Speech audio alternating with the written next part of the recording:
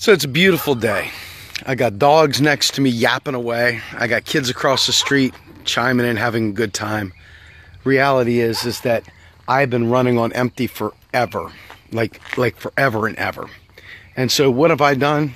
I decided I'd go ahead and cut my grass. I'd go ahead and take care of some things around the house.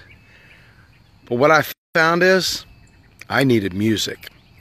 And I tell you what, I'm running on empty, folks. I don't know about you all, but when you do this shit round the clock, it freaking wears you out. It's hard to give your A game constantly. It really is. I mean, and I was noticing, like in my heart and in my soul, that I was like wiltering to a nub, completely and utterly nothing left to give. I mean, straight up, like I'm snapping at people. I'm, saying things that I would have never said to somebody. Short with them, having like zero patience, ready to snap some necks. And what it comes down to is that you got to have a balance in this thing. When I say a balance, I'm not talking about a balanced perspective, because we know right is right and wrong is wrong. But in terms of your life, it doesn't do any good at all to kill yourself and burn yourself out to the point where you can't get your message out effectively. And, we've got a team, team's about 30 people deep, all of which are deeply committed to this.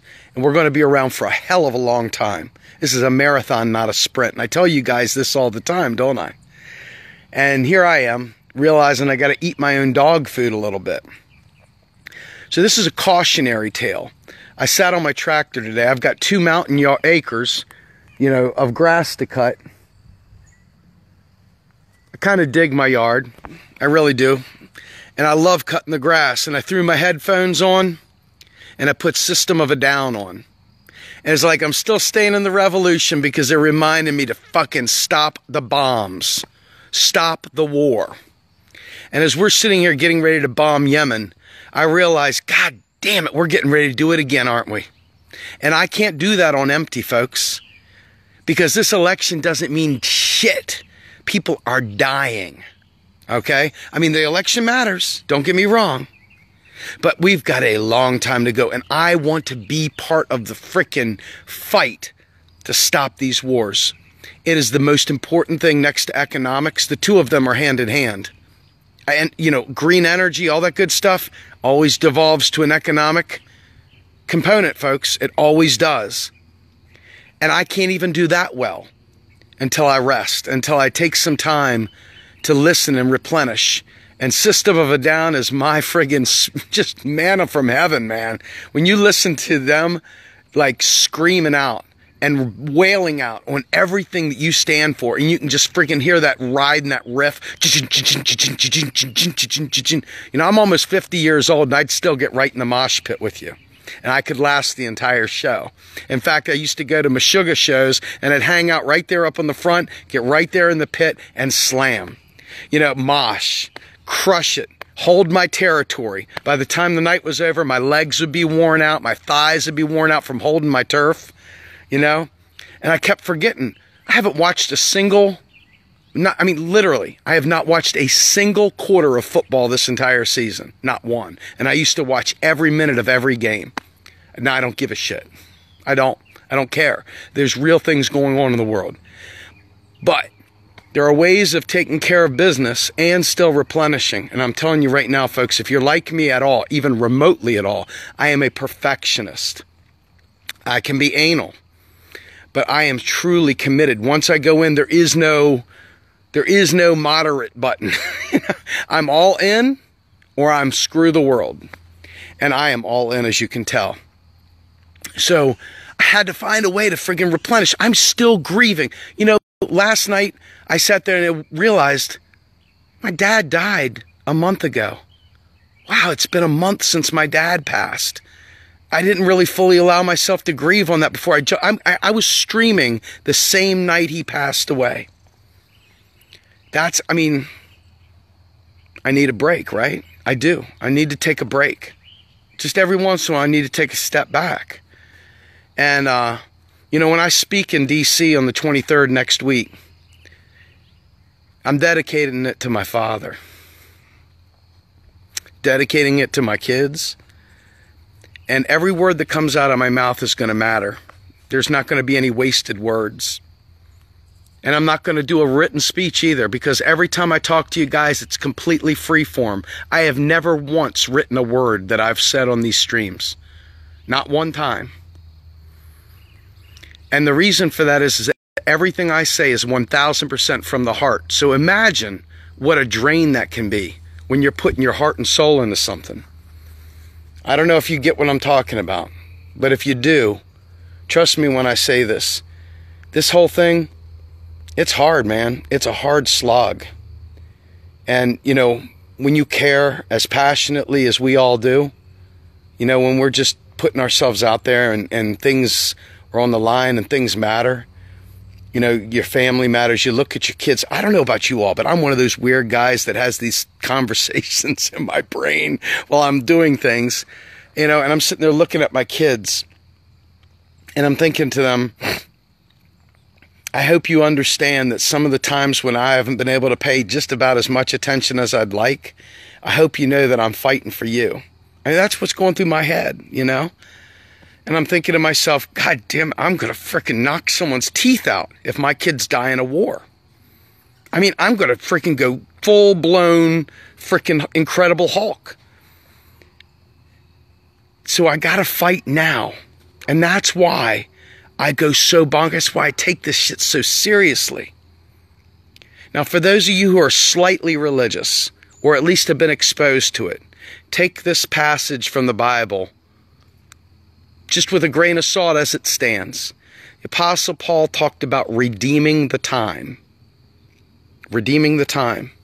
Now, I don't know about you all, but I've squandered much of my life doing bullshit, doing things that don't matter, worrying about crap that doesn't matter, expending hours of my life on things that don't matter.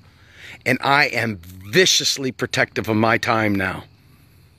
The things that I do, they have to matter or they're not worth doing.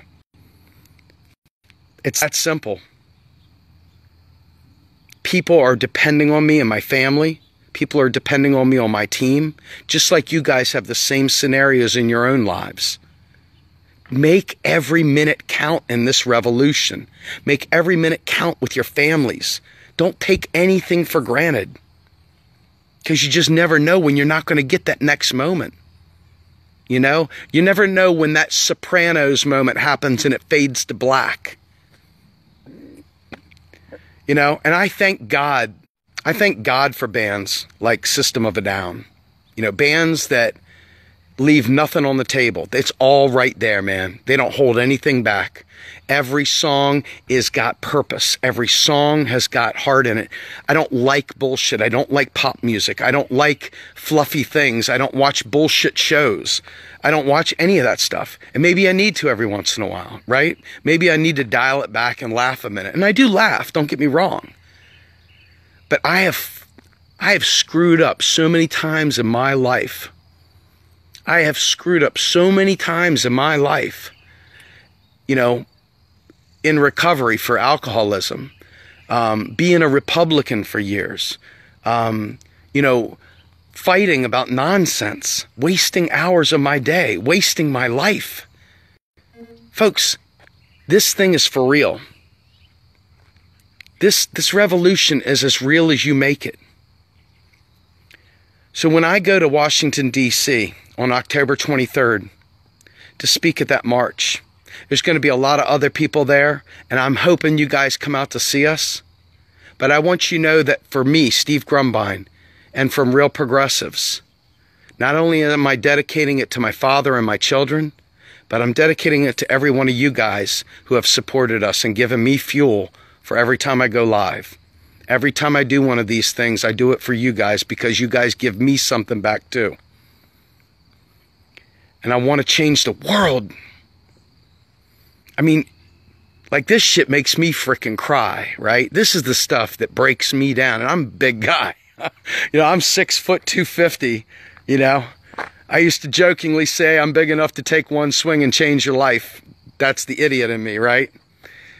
But the reality is I'm a big guy, and it's weird to see a big guy cry sometimes, but I'm willing to do it. And right now, there's so much riding on what we're doing.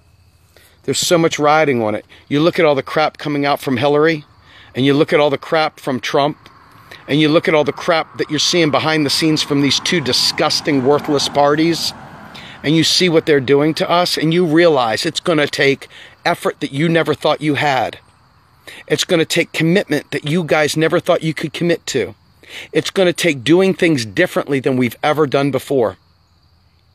And real progressives, I'm dead serious. We had a business meeting today, and I basically said, folks, we're going to make this shit happen, man. I don't care what we have to do.